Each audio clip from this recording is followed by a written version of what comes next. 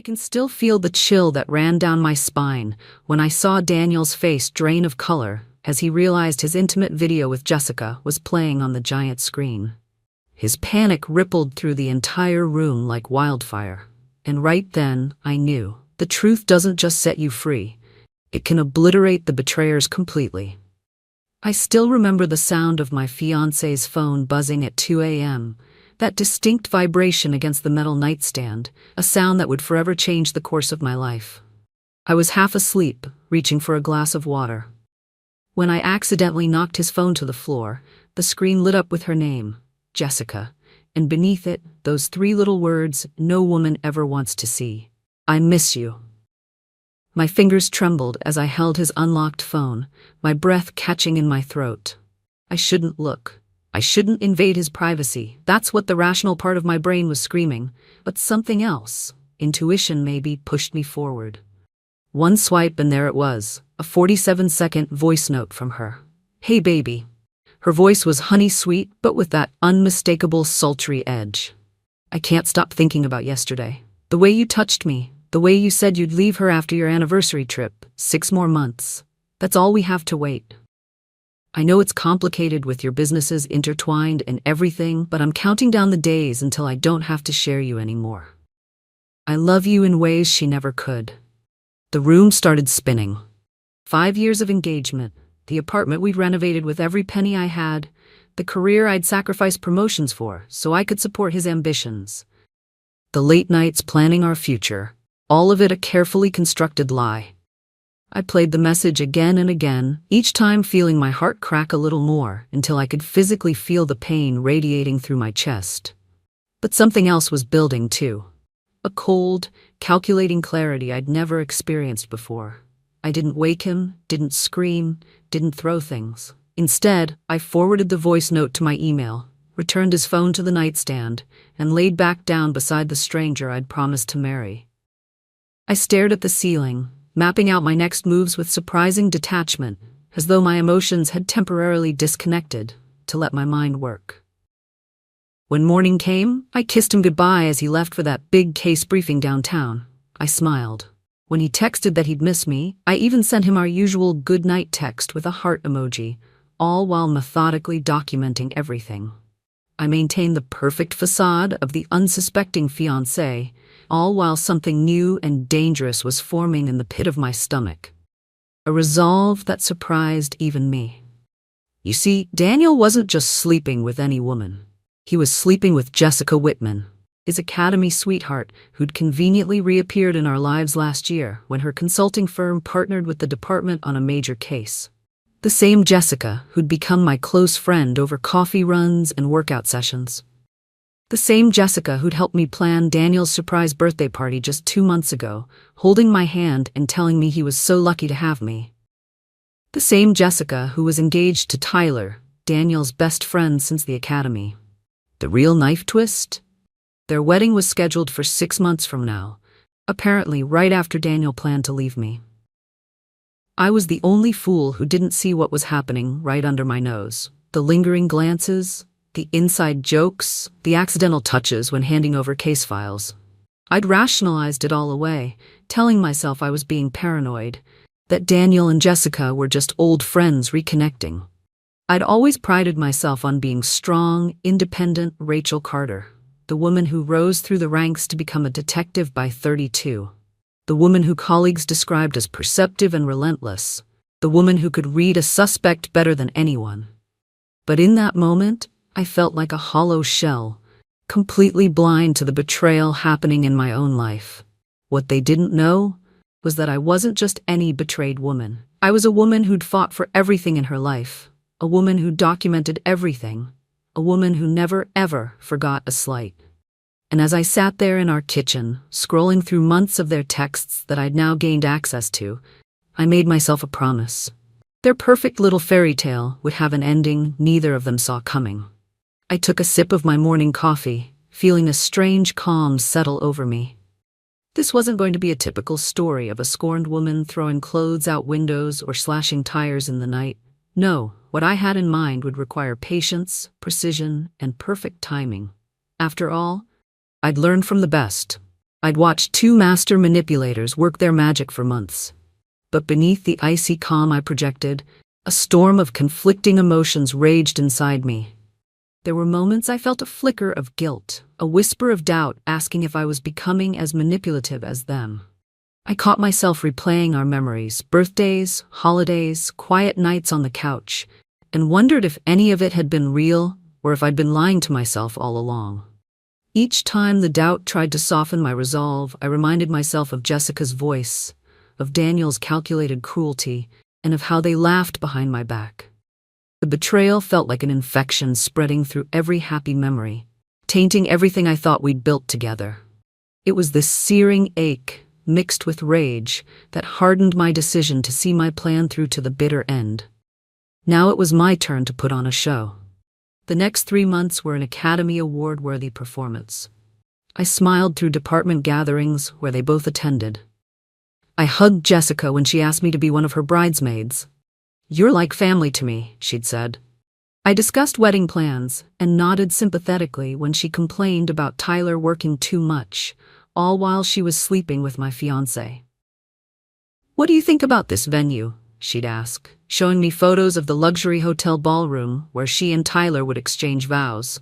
The same hotel chain where my investigation had uncovered Daniel and Jessica meeting 17 times over the past year. "It's perfect," I'd say, mentally cataloging every detail. "The projection system in that ballroom is state-of-the-art, great for photo slideshows," she'd add. She'd look at me with those wide, innocent eyes that I now realized were anything but innocent. "You're so thoughtful, Rachel. I don't know how I'd plan this wedding without you." The audacity was breathtaking. Sometimes I wondered if she actually enjoyed having me involved. If there was some twisted thrill in watching me help design the wedding that would legitimize her position in our social circle, while she secretly planned to take my fiancé. Daniel grew bolder, more careless. Late nights at the precinct, weekend training sessions, the classic excuse playbook of an unfaithful man. Once, he came home wearing cologne I'd never bought him. When I mentioned it, he claimed it was a sample from the department store. I nodded and made a note of the brand, the same one I'd later find featured in Jessica's Instagram post about her favorite scents to gift. Another time, I found a receipt for a 5-star restaurant downtown from a night he'd supposedly been working late.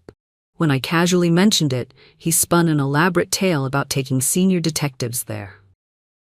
I watched, almost impressed, as the lies flowed effortlessly from him. 5 years together, and I'd never noticed how easily deception came to him. Or perhaps it was new, a skill developed specifically for Jessica. Each discovery was another dagger: the hotel receipts, the secret credit card, the phone calls that came at the same time every night when he stepped outside to get better reception, the rideshare receipts to her apartment when I was out of town visiting my parents, the private Instagram account where they exchanged coded messages disguised as harmless comments about case strategies. I gave this man everything: my youth, my career, my unwavering support through his struggles on the force and the department's toughest years. And this was my repayment: watching him plan an exit strategy while pretending everything was fine. The breaking point came during our anniversary dinner, 5 years engaged, and he had the audacity to toast to many more years of happiness. I clinked my glass against his and smiled through tears he mistook for joy. "I've been thinking," he said, reaching across the table to take my hand. "Maybe we should take that trip to Hawaii you've always talked about. Next spring could be perfect." Next spring, conveniently after he'd already planned to leave me, according to the timeline I'd pieced together from his communications with Jessica. The calculated cruelty of it stole my breath. He was making promises he never intended to keep, dangling future dreams while actively dismantling our present. "That sounds wonderful," I replied, squeezing his hand. "I can't wait." That night after he fell asleep, I found something new on his phone. A video Jessica had sent. She was staring into the camera with those perfect cat eyes, her voice soft and intimate. "In exactly 5 months, I'll be walking down the aisle, but my heart will only see you, not him. I'm marrying the wrong man, but it's our only cover until we can be together for real. I've practiced saying I do in the mirror, imagining your face instead of his." This charade is killing me, but I'll do anything to be with you. I recorded this so you'll always remember what we're fighting for. I love you, Daniel. Only you, forever." My hands shook violently as I forwarded the video to myself. I ran to the bathroom and vomited until there was nothing left but bile and rage. They weren't just having an affair. They weren't just betraying us with physical indiscretions that could be explained away by weakness or momentary passion. They were using Tyler and me as pawns in their sick game. The calculated nature of it all struck me like a physical blow. Alone on the cold bathroom floor, a crushing emptiness settled over me. It wasn't just anger coursing through my veins. It was the hollow realization that every moment I thought was genuine had been poisoned. Every touch, every laugh, every shared plan now felt like part of a script written to keep me blind. The grief for the life I believed I had built felt like a living thing clawing at my chest, even as my mind screamed for me to stay strong. I felt like I was mourning someone who hadn't died but had never truly existed in the first place. They weren't just cheating. They were constructing an elaborate future built on our pain. They discussed it all so casually in their messages, how they'd maintain appearances until after her wedding, how the merger between her consulting firm and the department's contracted services would place them in the perfect position to push Tyler and me out, how they'd use our connections and resources to build their new life together. That night, something broke inside me. The Rachel who believed in second chances died. The woman who emerged from that bathroom was someone else entirely. Someone with nothing left to lose and a score to settle. I gave everything to him, and he discarded me like I was nothing. I whispered to my reflection, tears streaming down my face. But these weren't tears of sadness anymore. They were tears of fury, of determination. I exploded the next morning, but not the way they would have expected. "Is everything okay, Rachel?" Daniel asked when he found me calmly drinking coffee and reviewing case files at 5 a.m. I looked up with the warmest smile I could muster. "Just getting ahead on work. Actually, I've been thinking. You should take that fishing trip with Tyler you've been postponing. You both work so hard, and with his wedding coming up, it might be your last guy's trip for a while." The flash of panic in his eyes was almost imperceptible, but I caught it. The thought of spending extended time with the friend he was betraying made him uncomfortable. "Good. I don't know. I've got the Walker case to worry about." "I can handle the Walker case," I interrupted smoothly. "You've seemed so stressed lately. I'm worried about you." I stood and wrapped my arms around his neck, feeling him stiffen slightly before forcing himself to relax. "I just want you to be happy." The irony of those words wasn't lost on either of us, though he didn't know I was in on the joke. As he reluctantly agreed to the trip, I made a mental note of another small victory. The power dynamic had shifted, though he couldn't see it yet. While he thought he was managing me, I was quietly gathering the pieces needed for his undoing that evening. I called Jessica to catch up and casually mentioned Daniel's upcoming fishing trip with Tyler. "Oh, that's wonderful," she exclaimed, though I could hear the slight edge in her voice. "Tyler's been saying they need some guy time." "I thought so too," I replied, twisting the knife a little. "And it gives us girls more time to work on your wedding details. I was thinking I could help you with the slideshow for the reception. You know, collecting photos of you and Tyler through the years." The momentary silence on the line was satisfying. That would be amazing, Rachel. You're too good to me. Too good." Indeed, the game had officially begun. I needed allies, but carefully chosen ones. My first call was to Amanda, my college roommate and now a high-powered divorce attorney. I laid everything out for her over lunch. The voice notes, the video, the receipts, the elaborate timeline of deception I'd constructed. "You could take him for everything right now," she said, sliding her plate of untouched food away. "With this evidence, any agreement would swing entirely in your favor." "That's not enough," I replied, surprising even myself with the coldness in my voice. "This isn't just about Daniel anymore. It's about Jessica too, about the calculated way they both betrayed not just me, but Tyler." Amanda studied me for a long moment before nodding. "What do you need?" "Time, information, and eventually, access to their wedding." She tapped her manicured nails against the table. For a split second, Doubt flickered across my mind like a shadow. Was I really prepared to drag everything into the open, to risk the judgment of friends, family, and strangers? I imagined the faces of people I cared about twisting with pity or disgust. The idea of exposing myself this way felt like bearing a wound to the world. But then I remembered Jessica's laughter behind my back, Daniel's false comfort, and the nights I cried alone thinking I was the problem. The fear hardened into a cold certainty. The truth had to come out, no matter what it cost me. The wedding, Rachel? Are you sure about this? Taking him to court is one thing, but whatever you're planning sounds… what, too dramatic? Too public? Too cruel? I leaned forward. They've spent months planning their future happiness on the foundation of our humiliation. Tell me, what would be a proportionate response to that? Amanda sighed, but I could see the spark of understanding in her eyes. She'd handled enough divorce cases to know the special kind of betrayal I was facing. All right, but we do this by the book. Nothing illegal, nothing that could blow back on you legally. Of course, I agreed. I don't want revenge, I want justice. And most importantly, I want the truth exposed. I assembled a small but effective team. Amanda for legal protection, my brother Noah, a cybersecurity expert who helped me secure all my evidence and gain access to accounts, and surprisingly, Jessica's assistant Zoe, who had apparently known about the affair for months and was disgusted by it. She makes me reschedule Tyler constantly to free up time for Daniel, Zoe confided during our secret meeting. She laughs about it afterward, calls Tyler her meal ticket to his face and her necessary stepping stone behind his back. Zoe had been accumulating her own evidence, partly out of self-preservation, partly out of genuine concern for Tyler. He's a good guy, she explained. He doesn't deserve this, and neither do you. She provided me with Jessica's calendar, complete with coded entries for meetings with Daniel.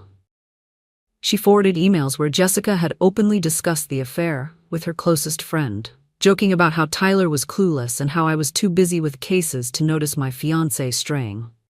Each new revelation hardened my resolve. This wasn't just an affair born of weakness or passion. This was calculated cruelty from two people who claimed to love us. I meticulously prepared my arsenal. The voice notes, the video confession, hotel receipts, location data proving they were together when they claimed to be elsewhere. Credit card statements showing gifts they'd bought each other, screenshots of their text messages planning their future. A future that required using Tyler's family connections and my investigative skills until the last possible moment. But I needed more than just evidence of their affair. I needed to understand their endgame. Through careful observation and Zoe's inside information, the picture became clear. Daniel and Jessica had a plan to merge the department's specialized task force with her consulting firm after she married Tyler, then push both Tyler and me out of the work we dedicated our lives to. They'd actually drafted documents I now had copies of, showing how they planned to restructure everything once they had control. They've been meeting with lawyers, Zoe informed me during one of our clandestine coffee shop meetings, setting up shell companies to funnel money through. Jessica's already moved some of her personal assets. The most chilling discovery came when I accessed Daniel's hidden email account. He and Jessica had discussed their 5-year plan in explicit detail. Tyler's family connections will get us access to the Edwards contract, Daniel had written. Once we have that, we'll have enough leverage to phase Rachel out gradually. She'll never see it coming. They discussed which of our mutual friends they would keep in their lives and which they would discard along with me. They'd even debated whether to invite me to their eventual wedding to keep up appearances, or whether it would be too awkward given how they planned to destroy me professionally. I worked silently, methodically, never giving them reason to suspect. I even helped Jessica choose her wedding flowers, spending an entire Saturday at the florist with her while Daniel was supposedly at a conference I knew was actually a weekend at a lakeside cabin with her. These white roses symbolize new beginnings, the florist explained as Jessica nodded enthusiastically. I smiled and took notes, literal notes on my phone, adding them to my growing file labeled Wedding Details. 3 weeks before the wedding, I made my final preparations. I met with the hotel's audiovisual team under the guise of planning a special surprise video tribute for the bride and groom. As a bridesmaid and close friend helping with wedding details, no one questioned my access or authority. "We just want to make sure the sound quality is perfect for the video," I explained to the AV manager. "The bride and groom will be so surprised." He had no idea how true that statement would be. I paid special attention to the technical aspects, the exact moment when control of the presentation would shift from the wedding planner's team to my brother Noah, who would remotely access the system. The timing had to be perfect. "We'll have a 5-second window to make the switch," Noah explained. "After that, it's showtime." I rehearsed what would happen next dozens of times in my mind. The faces, the reactions, the fallout. I knew it would be brutal, but so was what they had planned for Tyler and me. Tyler was the wild card in all this. Did he deserve to learn the truth in such a public way? After weeks of deliberation, I arranged to meet him for coffee 2 days before the wedding. I needed to look him in the eyes to make my final decision.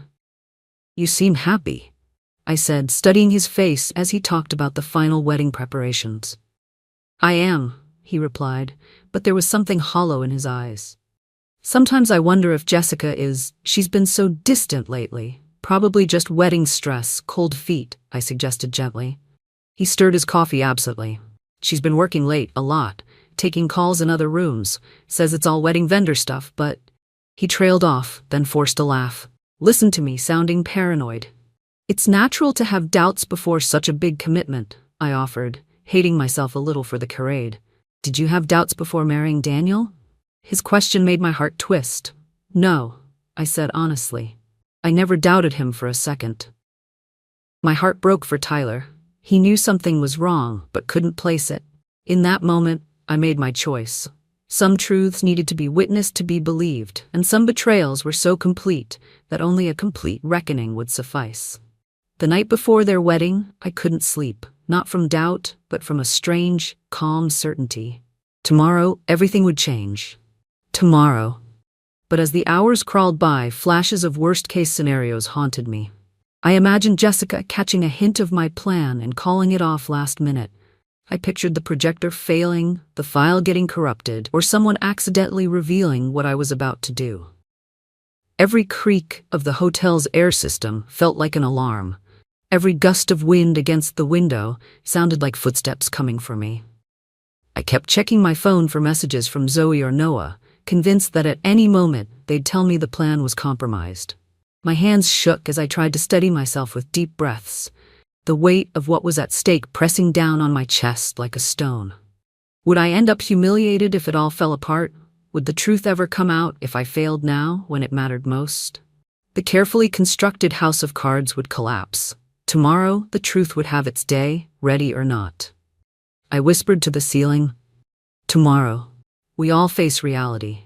The Grandview Hotel ballroom was a vision of white roses and crystal chandeliers. 200 guests in formal attire mingled and admired the elegant decor that had cost Tyler's family a small fortune. A string quartet played softly in the corner, providing the soundtrack to what everyone believed was the perfect union of two people in love. And me, in my rose gold bridesmaid dress, smiling as I helped Jessica with her veil just hours earlier. "I'm so nervous," she'd confessed, and I'd wondered if it was guilt or merely the fear of getting caught that caused the tremor in her hands. "Everything will be exactly as it should be," I'd assured her, fastening the final pearl button on her gown. The double meaning of my words gave me a small, cold satisfaction. She'd grabbed my hands then, her eyes welling with tears I once would have believed were genuine emotion. "Rachel, I don't know what I'd do without you. You've been such a rock through all of this." I squeezed her hands back, maintaining my performance until the very end. That's what friends are for, right? To be there during life's most important moments. The ceremony had gone flawlessly. Tyler, handsome in his tuxedo, had watched Jessica walk down the aisle with genuine love in his eyes. Jessica had indeed practiced her "I do." It sounded perfectly rehearsed as she pledged her life and loyalty to Tyler. Daniel sat 7 rows back, his face impressively neutral as his lover married his best friend. I sat on the bride's side, looking appropriately emotional, dabbing at tears that weren't entirely fake, though they weren't shed for the reasons everyone assumed. The reception was now in full swing. Champagne flowed, the first dances had concluded, and dinner had been served. An elaborate 5-course meal that Tyler had proudly told me he'd chosen specifically to showcase Jessica's favorite foods. The irony wasn't lost on me that Daniel had ordered the exact same dishes during a private dinner with Jessica last month, according to the credit card statement I'd found. It was time for the toasts and the wedding video presentation.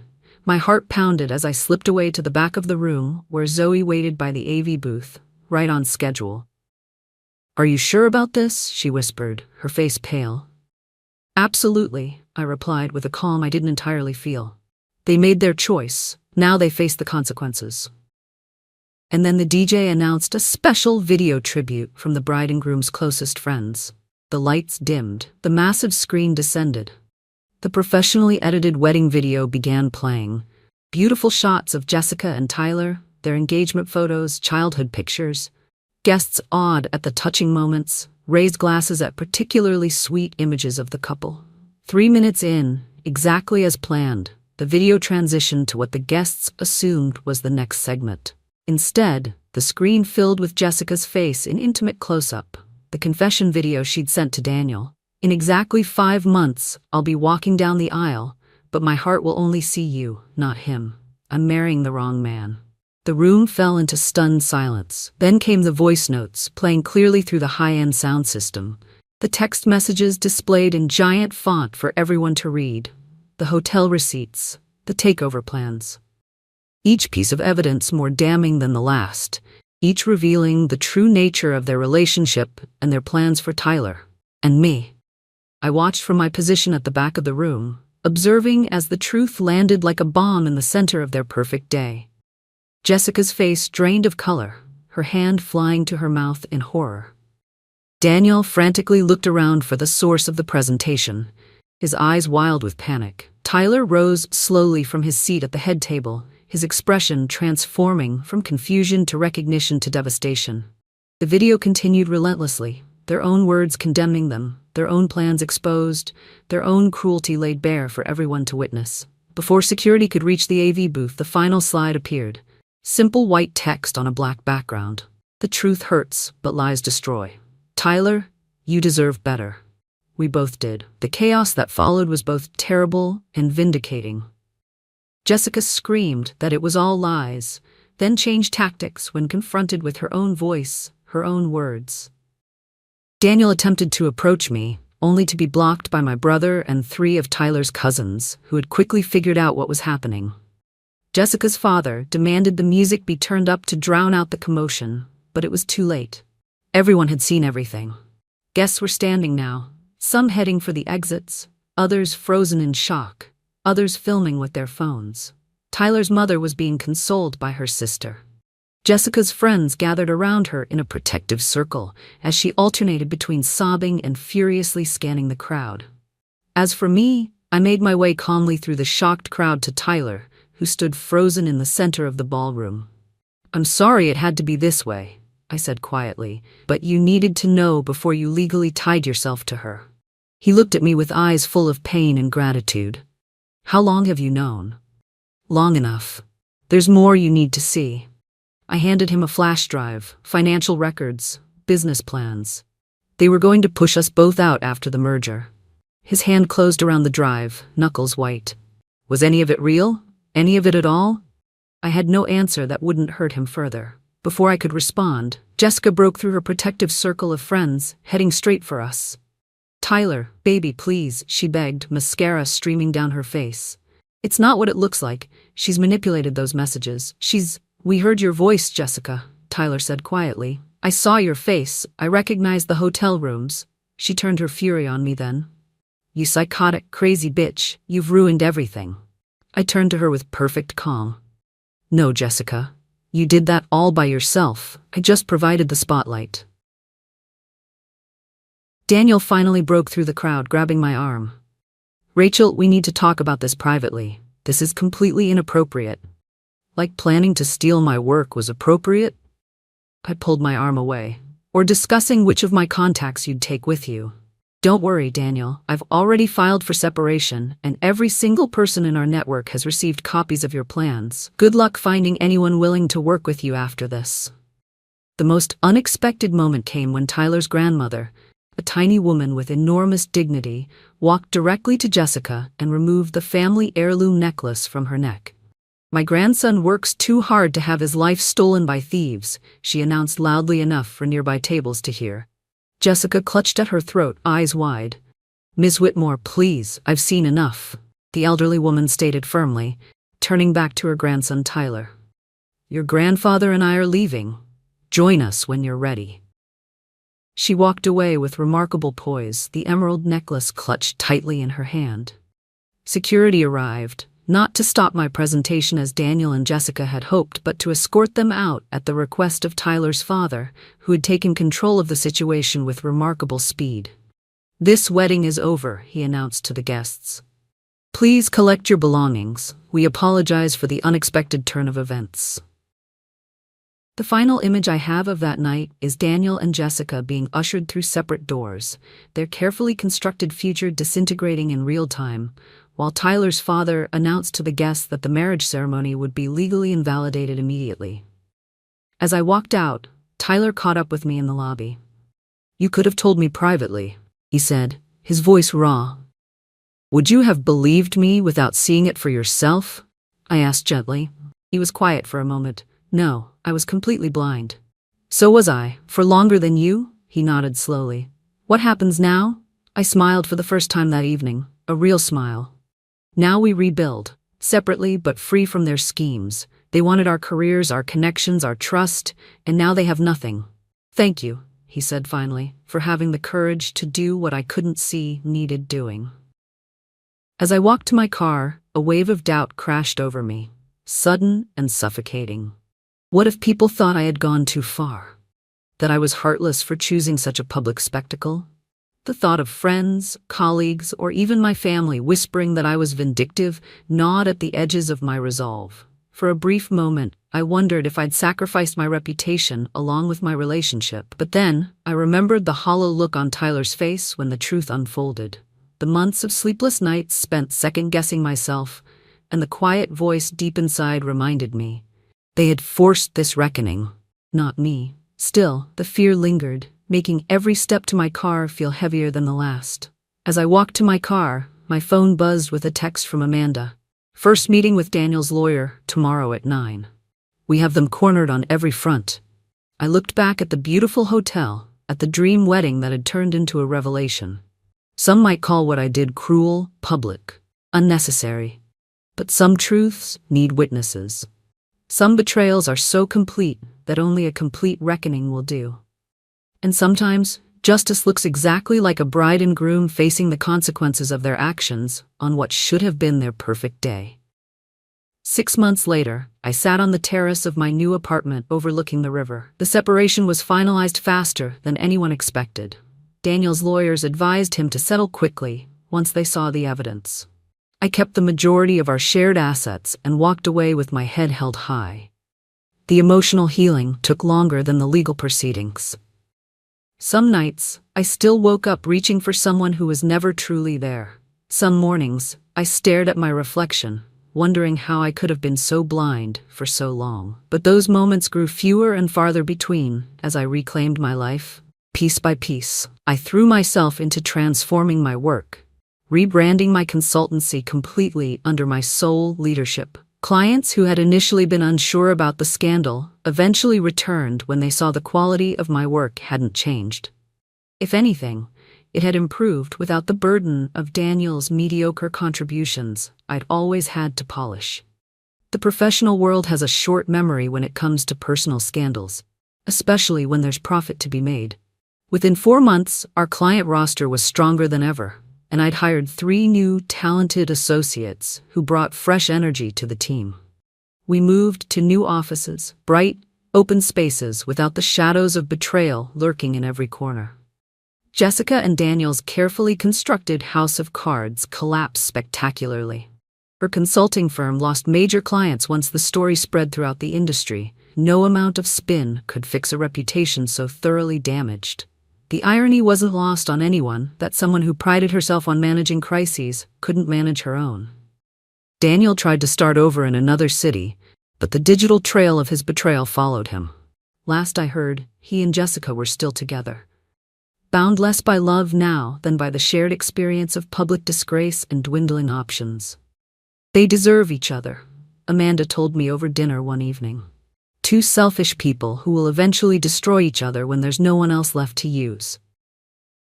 I wasn't so sure. Part of me wondered if they might actually thrive in their shared notoriety, bonded by the drama of how they came together. But I found, increasingly, that I didn't care enough to wonder about them for long.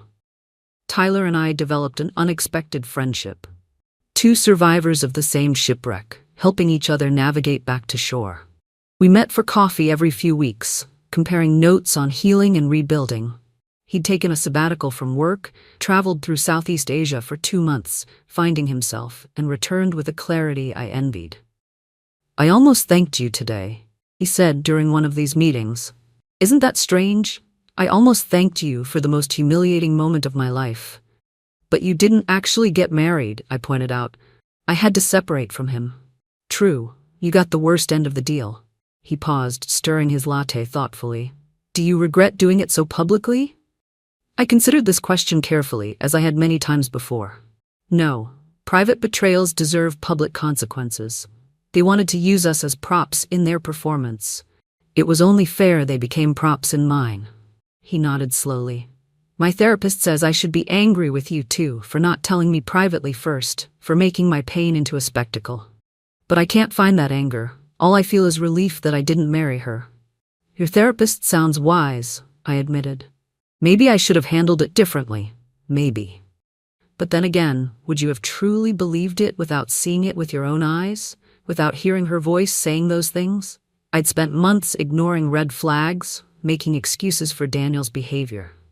The business thrived without Daniel. I rebranded, refocused, and discovered I had always been the true creative force anyway. My new investigative consulting firm won 2 industry awards, and a major publication did a feature on women rebuilding after personal and professional setbacks. I declined to discuss the specifics of my separation in the interview, focusing instead on the strategies that had helped me recover and grow. The high road was sometimes a lonely path, but it had its own rewards. Last week, I received a small package. Inside was the flash drive I had given Tyler at the wedding, along with a note. "Don't need this anymore. Finally stopped looking backward. Thank you for the harsh gift of truth. I understood perfectly." There comes a point where you stop needing evidence of someone's betrayal, where you stop needing to remind yourself why you're better off without them, where the pain transforms into something else. Not quite gratitude, but a profound appreciation for the bullet you ultimately dodged. Sometimes I wonder what would have happened if I'd never seen that notification on Daniel's phone. Would I have lived years more in blissful ignorance? Would I have continued building a life with someone who saw me as nothing more than a stepping stone? The thought makes me shudder. People often ask if I'm dating again. The answer is, not yet, but soon. I'm learning to trust my instincts again, learning that my worth isn't determined by someone else's inability to see it. Learning that I'm stronger than I ever knew, not despite the betrayal, but because of how I chose to rise above it. Yesterday, I received a wedding invitation from one of the guests who witnessed the spectacle at Jessica and Tyler's non-wedding. Her note read, "After seeing what happened at the last wedding I attended, I promise this one won't involve a projector." It made me laugh out loud, the first time I genuinely laughed about any of it. The truth is, I don't need projectors or public revelations anymore. I don't need grand gestures of revenge or justice. What happened that night at the Grandview wasn't about humiliating them. It was about refusing to let them humiliate Tyler and me any further. It was about shining a light on the truth before more damage could be done. There's a freedom in having your worst fears confirmed. The wondering, the doubt, the second-guessing, all of that is worse than even the most painful truth. Once you know where you stand, you can decide where to go next. And I've decided to go forward, to build something new and authentic, to surround myself with people whose loyalty isn't contingent on what they can take from me. As the sun sets over the river, casting golden light across my new home, I raise my glass in a private toast, not to revenge, not to justice, but to truth. The kind that cuts like a knife but ultimately sets you free. And to the woman I've become, stronger, wiser, and finally, authentically my own. Some say living well is the best revenge. I say living truthfully is the best redemption. The truth may have been my weapon, but healing has become my victory. Dear friend, if you've stayed with me until the end of this story, thank you. You've witnessed a truth that many of us fear to face, that betrayal can come wearing a familiar smile, and that sometimes the people we trust most become the ones who teach us how strong we really are. The Stoics believed we cannot control what others do, only how we respond, and that our greatest power lies in choosing courage when life tries to break us. Remember, the harshest truths can set you free faster than the prettiest lies. Standing in the light of what is real, even when it hurts, is the first step toward reclaiming yourself. When we stop fearing the truth, we start living honestly. And there's no stronger foundation for a new beginning than that. May you always have the strength to face your own truths and the wisdom to build something better from them. If this story moved you, please like, share, and subscribe so you don't miss more powerful tales of resilience and healing. Your support helps our community grow. Thank you for being here.